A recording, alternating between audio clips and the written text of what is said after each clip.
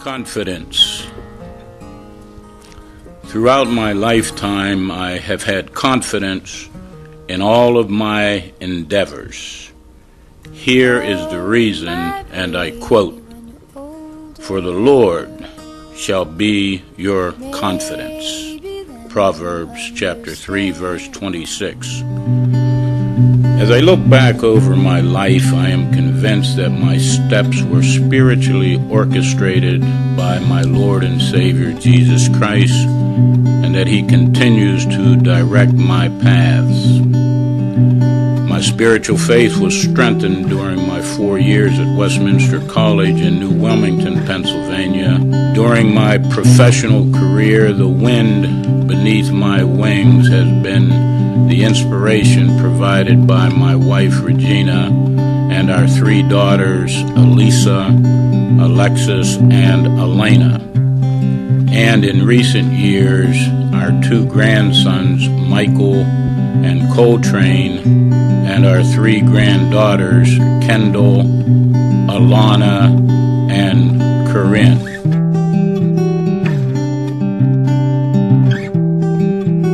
Where I was raised on Mount Washington in the city of Beaver Falls, I believe the lifestyle there was excellent preparation for the real world. And what I'm talking about is this, that our family was one of perhaps 4 or 5 black families in a community in which nationalities were in abundance. I recall families such as Ehrenberg, Damaska, Orovitz, Mikowski. As I grew older, I found myself in environments that sort of mirrored, for want of a better term, my Mount Washington community. I recall in 7th grade, I had the first male school teacher that I had ever experienced so far as the classroom is concerned. I recall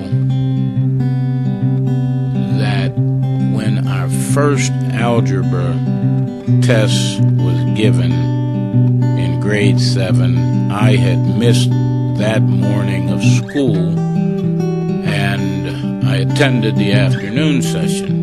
So I took the test during the afternoon, and as I recall, there may have been perhaps 20 or so questions, and I answered all the questions correctly.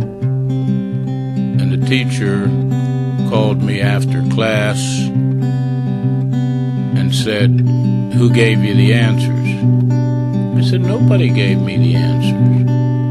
He said, "You want me to believe that you can do this kind of work?" I said, "Sure, I can do it." He said, "Well, we'll see. You stay there. I'm going to make up another test for you." So he made up another test. He said, "Take this test." I took the test, and out of the approximate 30 questions, I missed 1. But I never had any more trouble from that teacher the rest of my days in junior high school.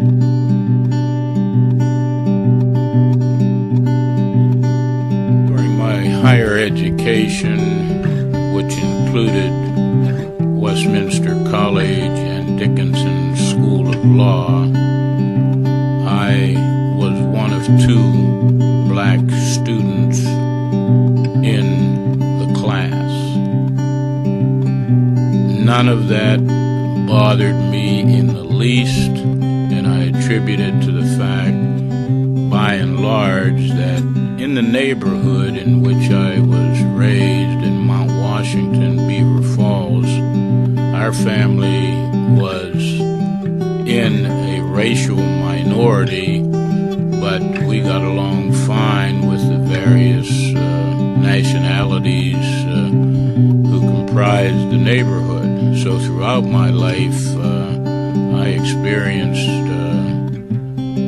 knowing that I could do what I set my mind to do, and I could get along with anybody, I thought, despite their ethnicity or racial background. So I never really experienced any feeling of inferiority as such, and it just living life as I determined to live it.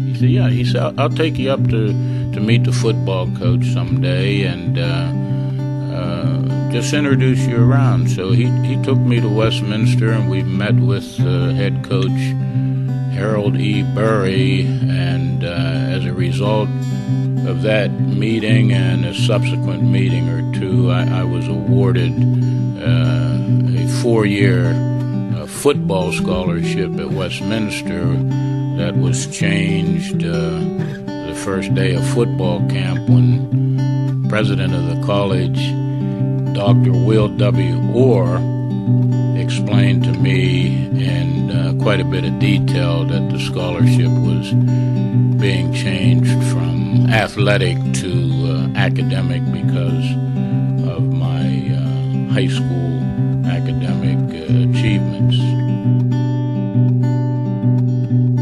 In 1957, when I was a junior at Westminster, I was shocked to learn that my father had passed away on his job at the steel mill, and that it was because of a heart attack. Once I arrived home and was home for a day or so, I determined that I was quitting college and I was going to get a job in the steel mill and help the family out financially. As I recall, I stayed away from Westminster for a couple of weeks, and one day I was sitting on our front porch with some of my siblings, and we saw a cloud of dust arising and a big white car coming toward our house. None of us could imagine who that was until the car stopped in front of our house, and I saw Dr. Will W. Orr, the president of Westminster College, get out of the car and start walking toward me. He beckoned to me, and I approached him as he came near, and he looked at me and he said, "Tookie, I'm not asking you to come back to Westminster. I'm telling you, you'll mean much more to your family once you get your college degree and go on to whatever career you choose." He said, "I know what you're thinking. You're thinking you're going to get a job, maybe in a steel mill, and help the family that way." And he convinced me that that was not the solution.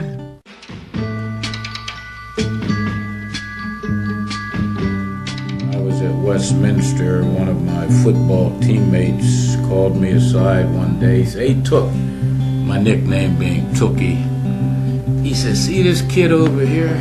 I said, "Yeah, what about him?" He said, "He's afraid of black people." I said, "So what?" He said, I want you to go over to him and just see how he reacts."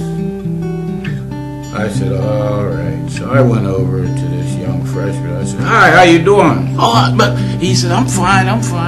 And what I did, I took my arm and rubbed it against his arm, and I said, "You see, that doesn't rub off."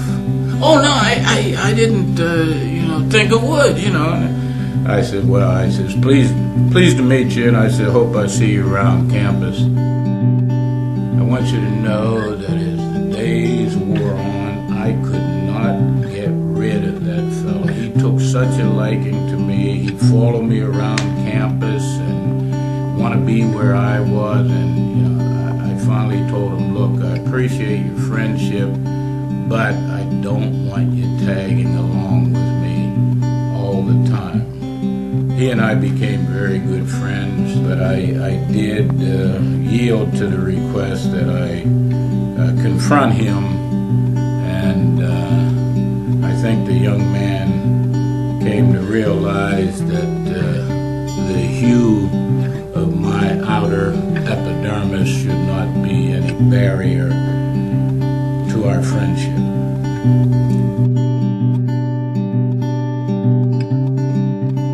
I learned that if I paid 25 cents, I could take a shuttle bus from the military base into downtown Augusta, which I thought would be quite a treat to see what downtown Augusta, Georgia was all about. And I paid my 25 cents, seated myself on the bus, and after we traveled into Augusta, Georgia, another black soldier from a seat that was more to the rear of the bus came up to me and tapped me on the shoulder. He said, James, we get off here. I said, no, I'm not getting off here. I said, I want to go all the way down into the heart of Augusta. I said, we're just on the outskirts. I said, I want to see all the big buildings and everything. He said, James, we get off here. I said, Monroe, I told you I am not getting off here. I want to go all the way into downtown Augusta and see all the sights. He said, James, you better get your black so-and-so off this bus. He said, the man ain't gonna let you ride no further. And I could tell by the look on Monroe's face that he was serious. I had never experienced anything like this in my life, so I got off the bus, and there goes my bus that I paid 25 cents for, but I had to get off at that corner, and Monroe and I walked across the street to a recreational facility, and inside I noticed it was a salt and pepper type crowd, half black, half white. I said, Monroe, I don't get it. What goes? He said, James, those white folk are allowed to come over into this black section of town. He said, but believe me, you better not set foot in the white section. He said, you get yourself in serious trouble. Needless to say, I never took a bus into Augusta again after that during my tenure in Fort Gordon, Georgia. I never experienced that. My wildest dreams had not visualized it. But this was somewhere in either late 1963 or early 1964, and the racial climate was not what it could have been, and what perhaps it may be today, greatly improved. A white fellow from the Atlanta area had agreed that I could ride with him from the military base in Fort Gordon, Georgia, to the airport in Atlanta, where I would board a plane coming back home to Pennsylvania. And en route, somewhere between, as I recall it, Augusta and, of course, Atlanta, he stopped for gas at a service station. While he was getting gas, I told him I wanted to go to the restroom. And as I was approaching the restroom area, I saw the first sign sticking out to the left of the building. The sign said ladies. So walked a little further, and I saw a second sign said men. But much to my surprise, as I was about to enter the men restroom, I saw a third sign, a sign I had never encountered before in my life said colored. So I walked to where the sign was that said colored. All three of the signs stuck out the left side of the building, but the entrance to the color was at the rear. So I went back to the rear of the building, opened the door, and once I saw the filth and the grime and the debris inside that facility, for want of a better term, I refused to utilize it, and I went back to the car and began talking to my driver, and he could tell I was upset. My pride would not allow me to use that so-called restroom facility, and I told him I'd wait till we got to the airport, and he said, James, I wouldn't get too excited if I were you. He says, things are just a little bit different down here.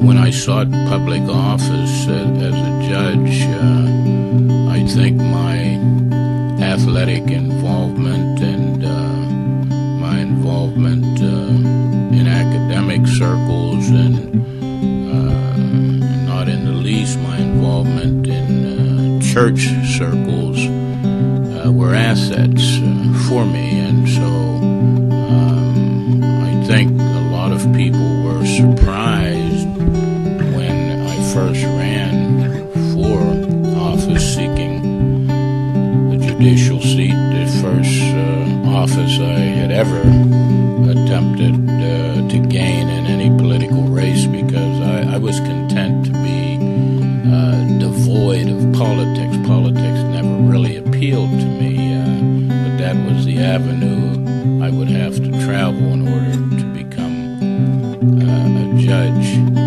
And not being really familiar with political standards, so to speak,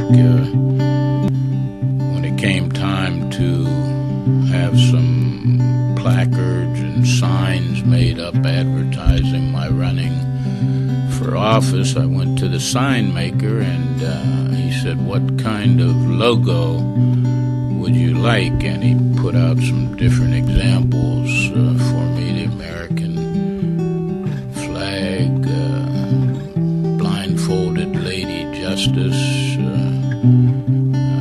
scales of justice, and others. I reached in my pocket and took out my checkbook and tore off a corner of one check, and I said, here's what I want as my logo. And what I showed him was a picture of a dove with the olive branch in its mouth. And he said to me, he says, what are you trying to do? Mix religion with politics? And I just looked at him. I said, you asked what I wanted as my logo? That's what I want as my logo. And throughout my political campaign, that was what I utilized. And I didn't perhaps have the wisdom to know that that would open the floodgates of Christians to come to my side in the election. And I'm convinced that the Christian population and Christian principles in general were the springboard for my ultimately being first appointed and then elected as judge. Although the path has not always been straight, this kickoff I returned as a Titan in 1956, over 50 years ago, may symbolically illustrate the manner in which I have endeavored to run this race of life by keeping my eye on the prize until I finish my course.